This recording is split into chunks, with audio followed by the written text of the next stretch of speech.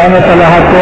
Nagpapasalamat po ako sa wisdom ninyo sa pinapangunahan ni Mr. Charles O na siya po nagpo-coordinate po sa Philippine Embassy para po maitayo po natin itong website.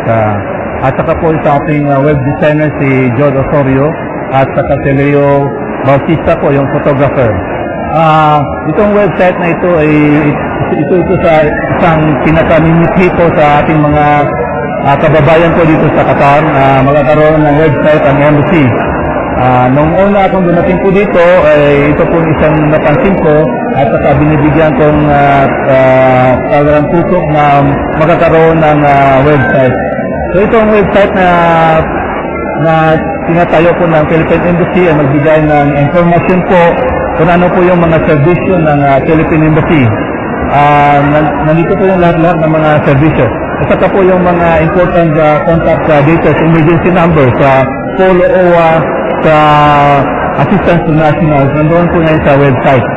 Now, nandoon din po yung mga informasyon, yung mga procedures sa authentication, how to get married, yung mga documents required for registration of death, birth, and so on and so forth.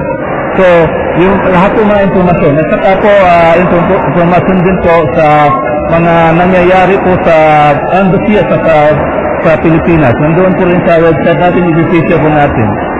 Lastly po, magkakaroon po din po tayong feature dyan, yung downloadable form. Pwede po nilang i-download po yung mga forms na kailangan po nilang susulatan para po i-apply po lang sa embassy. For example, yung sa passport, meron na po tayo niyan. At saka for the foreigners, yung mga visas.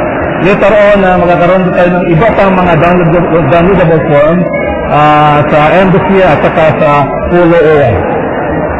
Maliban po sa electronic form ng documents na ginawa ng ating website, ano po ba ang ibang features nito para ibigay natin ang may paalam natin sa buong Pilipino community dito sa Doha? So nabanggit ko kanina, ano yung mga regulasyon po na galing po sa Pilipinas o sa mga bagong batas. For example, ito yung overseas absentee voting registration. Ito po ay inilagay po na nito na lahat ng mga bago pong batas po sa Pilipinas at saka mga informasyon po na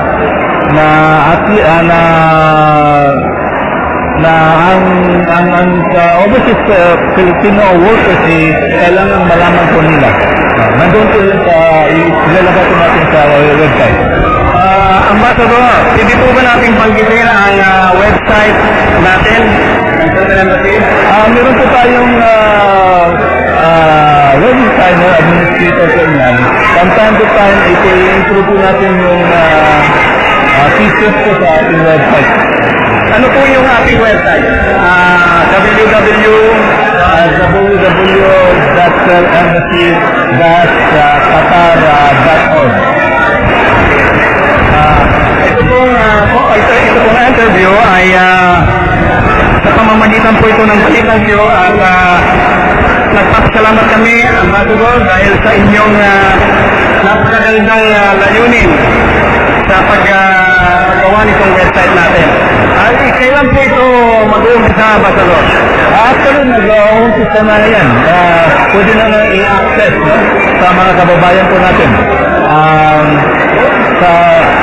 Sabi ko na kanina, gusto kong ulitin ang papasalamat sa wisdom ninyo. Kaya sila po ang ating partner po dito sa pagkakalaga po dito ng website natin. Yan po ang ating ambassador na nag-launch po ng ating Philippine Embassy website na kung saan ay maraming matutulungan dito sa bansang Qatar ang mga Pilipinong naririto ngayon.